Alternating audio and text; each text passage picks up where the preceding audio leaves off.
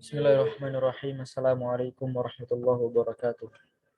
Hamdan wa syukran lillah, salatan wa salaman daiman ala rasulillah Muhammadin ibni Abdillah, la hawla wa la quwata illa billahil aliyyil azim. Amma ba'du. Di sini saya akan mempresentasikan biografi Ali Mustafa Ya'qub. Ali Mustafa Ya'qub dilahirkan di Desa Kemiri, Kecamatan Subah, Kabupaten Batang, Jawa Tengah, pada tanggal 2 Maret 1952. Nama belakangnya diambil dari nama orang tuanya sehingga Ali Mustafa Ya'qub menyingkat namanya menjadi Al-Fabia, yang berarti Ali Mustafa Ya'qub bin Ya'qub. Ali Mustafa Ya'qub terlahir dari keluarga yang taat beragama, yang telah mengarahkannya untuk melanjutkan pendidikannya di pesantren. Maksud orang tuanya adalah agar kelak Ali Mustafa Ya'qub menjadi orang yang alim dan ahli di bidang agama. Dan harapan ini tampaknya tidak sia-sia dengan melihat Ali Mustafa Ya'qub menjadi seorang ahli hadis di Indonesia. Lalu masuk pembahasan kita pada hari ini, yaitu who was Ali Mustafa, lalu biografi pendidikannya, lalu pekerjaan beliau, dan juga puncak karir beserta karya-karya beliau. Ali Mustafa, who was the famous person? Ali Mustafa. Al-Fabia merupakan nama singkatan namanya, yang berarti Ali Mustafa Ya'qub bin Ya'qub. Lalu beliau juga merupakan salah satu imam besar di Masjid Istiqlal Jakarta, dan juga merupakan salah satu ulama Nusantara yang tersohor akan kedalaman ilmunya dalam bidang hadis dan ilmu hadis. Lalu di sini juga ada kutipan beliau, yaitu kalau istiqomah mah gak bakal takut, gak bakal sedih. Oke. Lalu pendidikan beliau. Pendidikan Ali Mustafa Ya'qub dimulai di kota kelahirannya dengan menempuh sekolah dasar SD dan juga sekolah menengah pertama SMP. Di samping itu, dia juga belajar agama atas bimbingan orang tuanya. Tahun 1966, Ali Mustafa Ya'qub memulai babak kehidupan baru sebagai santri di Pondok Pesantren Sebelah, Jombang. Di pesantren ini, Ali Mustafa Ya'qub menyelesaikan pendidikannya sampai tingkat sanawiyah dan tamat pada tahun 1969. Setelah 3 tahun di pesantren sebelah, Ali Mustafa Ya'qub yang lagi nih di pesantren Tebu Ireng, yang jaraknya tidak jauh dari pesantren yang lama. Di pesantren ini, Ali Mustafa Ya'qub belajar formal di Fakultas Syariah, Universitas Hasyim Asy'ari. Di pesantren ini, Ali Mustafa Ya'qub terlihat tidak hanya belajar formal, tetapi juga non-formal, dengan mendalami kitab kuning di bawah asuhan para kiai, di antara lain adalah Kiai Haji Idris Kamali, Kiai Haji Adlan Ali, Kiai Haji Sobari, dan Kiai Haji Syamsuri Badawi. Pasca itu, ia menjabat sebagai staf mengajar bahasa Arab sampai awal tahun 1976. Setelah menyelesaikan pendidikan sarjana S1 di Universitas Hasyim Asy'ari, Ali Mustafa Ya'qub melanjutkan pendidikan S1 di Universitas King Saud, Riyadh, Saudi Arabia, yang diselesaikan pada tahun 1980 dengan ijazah LC. Tidak hanya itu, Ali Mustafa Ya'qub masih melanjutkan pendidikan pasca sarjana S2 dengan spesialisasi tafsir dan hadis, juga di Universitas King Saud, Riyadh. Lalu ijazah master diperoleh pada tahun 1985 di universitas inilah Ali Mustafa Ya'qub bertemu dengan gurunya, yaitu Muhammad Mustafa Al-Azami, yang menjabat sebagai guru besar hadis dan ilmu hadis di Universitas King Saud.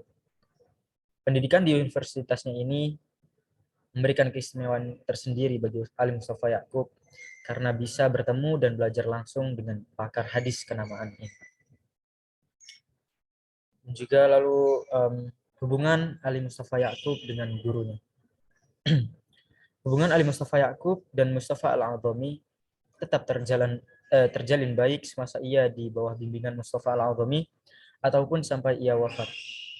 Ali Mustafa Ya'qub sangat menghormati gurunya ini. Namun tidak berarti Al-Mustafa Ya'qub begitu saja mengikuti semua pandangan Mustafa Al-A'zami. Pada bagian tertentu, Al-Mustafa Ya'qub mengkritik pandangan gurunya ini. Hubungan yang baik ini, yang unik juga, mendidikan Mustafa Al-A'zami memberikan izin kepada Al-Mustafa Ya'qub untuk menerjemahkan buku Mustafa Al-A'zami yang berjudul Dirasat fi al-Hadis An-Nabawi wa Tarikh Tadwini, Beirut Al-Maktab Al-Islami 1980. Salah satu kritik Ali Mustafa Ya'qub terhadap Mustafa Al-A'zami adalah dukungan Mustafa Al-A'zami pada kritikus hadis kenamaan, yakni Nasruddin Al-Albani, meskipun tidak secara total. Dukungan ini disebut Ali Mustafa Ya'qub berada di bawah ketiak Al-Albani. Dan yang dimaksud tidak lain adalah Mustafa Al-A'zami sendiri yang sangat dihormatinya itu, kritik tersebut dinyatakan dalam ungkapan Ali Mustafa Ya'qub sendiri, yaitu salah satu ulama yang mendukung Al-Albani kendati tidak secara total adalah guru kami sendiri, yaitu Muhammad Mustafa Al-A'zami, seorang pendekar hadis kenamaan kelahiran India. Namun ketika Al-A'zami mentakhrij hadis-hadis dalam kitab Sahih Ibnu Huzaimah, Al-A'zami pasrah bongkokan Al-Albani. Lalu motivasi beliau. Menurut pengakuan Ali Mustafa Ya'qub, studinya di Saudi Arabia didorong oleh Abdurrahman Wahid, yaitu Gus Dur. Tidak diketahui apa pertimbangan Gus Dur atas dorongan ini. Apakah karena di universitas tersebut ada Mustafa Al-A'zami, sehingga ada orang Indonesia yang belajar langsung pada Mustafa Al-A'zami. Dan Gus Dur adalah orang pertama yang memperkenalkan pemikiran Mustafa Al-A'zami di Indonesia. Tokoh lain yang juga dikagumi oleh Ali Mustafa Ya'qub sebagai pembela eksistensi hadis, yakni adalah Mustafa As-Sibai dan Muhammad A'jaj Al-Khatib. Yang pertama adalah guru besar di Universitas Damaskus, Syria, dan termasuk cendekiawan Muslim termuka di Timur Tengah. Yang kedua adalah guru besar hadis dan ilmu hadis di Universitas Al-Azhar Kairo. Dua pakar ini sering dikutip pendapatnya oleh Ali Mustafa Ya'qub dalam banyak bukunya. Dua pakar ini dan gurunya sendiri, Mustafa Al-A'zami, adalah orang-orang yang sangat istimewa bagi pribadi Ali Mustafa Ya'qub. Pengaruh dari ketiga tokoh ini pada diri Ali Mustafa Ya'qub sangat kuat dalam hal tertentu, yaitu dengan mengikuti pandangan ketiganya tanpa kritik seperti kritik terhadap orientalis dan sanad hadis yang menyejarah.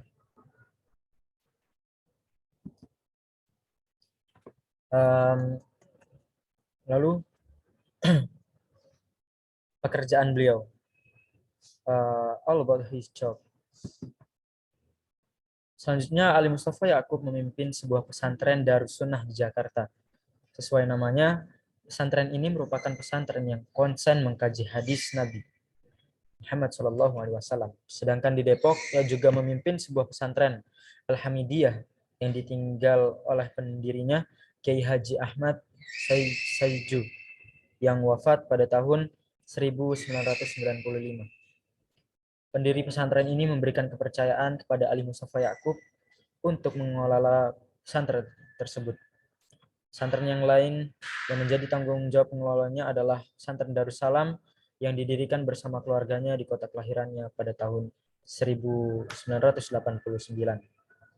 Untuk lebih mengembangkan studi hadis, tampaknya Ali Mustafa Ya'qub juga tidak mau ketinggalan dalam menguasai bahasa asing selain bahasa Arab, yakni bahasa Inggris dan Belanda. Penguasaan tiga bahasa asing ini, bahasa Arab, Inggris, dan Belanda, memberikan ruang gerak bagi Ali Mustafa Ya'qub untuk lebih leluasa dalam membaca khazanah keilmuan Islam, khususnya khazanah keilmuan hadis dalam tiga bahasa ini. Kajian orientalis yang ditulis selain dalam bahasa Arab, Inggris, dan Belanda dapat diakses cepat oleh Ali Mustafa Ya'qub. Lalu lanjut ke karya dan puncak karir beliau. Karya beliau yakni aktivitas tulis-menulis Ali Mustafa Yakub dimulai semenjak masih menjadi mahasiswa tingkat sarjana di Saudi Arabia. Menurut pengakuannya, motivasi utama untuk menulis saat itu hanya ingin mengetahui apakah tulisannya sudah layak dimuat atau belum. 12 tulisan-tulisannya telah mencakup berbagai pengetahuan Islam mulai Al-Quran, hadis, tafsir, fikih, haji, dan sebagainya. Hasil tulisannya kemudian dibukukan dengan judul Islam. Selain karirnya dalam dunia keilmuan, Ali Mustafa Yakub telah banyak melahirkan karya-karya buku yang ditulis sendiri, karya terjemahan, ataupun karya suntingan, karya yang berupa karya tulis. Yang pertama adalah Nasihat Nabi kepada Pembaca dan Penghafal Al-Quran tahun 1990. Lalu ada Imam Al-Bukhari dan metodologi kritik dalam ilmu hadis tahun 1991. Lalu kritik hadis pada tahun 1995. Sejarah dan metode dakwah Nabi pada tahun 1997. Peran ilmu hadis dalam pembinaan hukum Islam tahun 1999. Dari seluruh karyanya, terutama yang berupa buku terbitan, telah diselesaikan olehnya dalam jangka waktu yang berbeda-beda. Maksudnya ada yang lama dan sebentar proses pengerjaannya. Alasannya adalah sebagian buku-buku yang ditulis Ali Mustafa Yakub yang awalnya hanya berupa artikel dan masalah tersebut dikumpulkan dan diedit kemudian diterbitkan. Karya tulisnya yang dipersiapkan dalam waktu 9 tahun adalah hadis-hadis bermasalah yang membahas tentang kedudukan 30 hadis yang beredar di masyarakat. Menurut Ali Mustafa Yakub, artikel pertama ditulis pada bulan Desember tahun 1994 dan artikel terakhir disiapkan pada bulan Maret 2003. Lalu puncak karir beliau adalah dalam sebuah berita mingguan yang terbit pada tahun 12 Desember 1998 dimuat statement Ali Mustafa Yakub yang menyatakan bahwa begitu pentingnya hadis.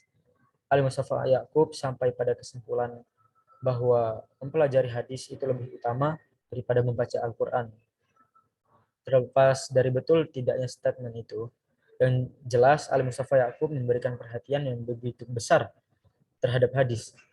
Statement Ali Mustafa Yakub tersebut tidak bisa dipahami secara apa adanya tanpa memperhatikan faktor yang melatar belakangi munculnya statement tersebut. Ini tidak berarti Ali Mustafa Yakub menyuruh orang untuk beralih pada hadis tanpa memperhatikan Al-Quran. Tetapi lebih pada tanggung jawab moral Ali Mustafa Yakub yang prihatin terhadap kondisi umat yang enggan menjadikan hadis sebagai pijakan hidup, apalagi mengkajinya secara serius. Oke, dan juga Ali Mustafa Yakub wafat pada tahun 2016, yaitu 28 April 2016. Beliau meninggal pada umur 64 tahun. Dan semoga kita bisa menjadikan Ali Mustafa Yakub sebagai tokoh yang sangat berpengaruh dalam kehidupan kita yang maksudnya luar biasa sekali beliau dalam mendalami ilmu hadis, yang menurut saya itu adalah kegiatan yang sangat luar biasa. Mungkin cukup sekian, itu saja yang dapat saya sampaikan, kurang lebihnya mohon maaf. Wassalamualaikum warahmatullahi wabarakatuh.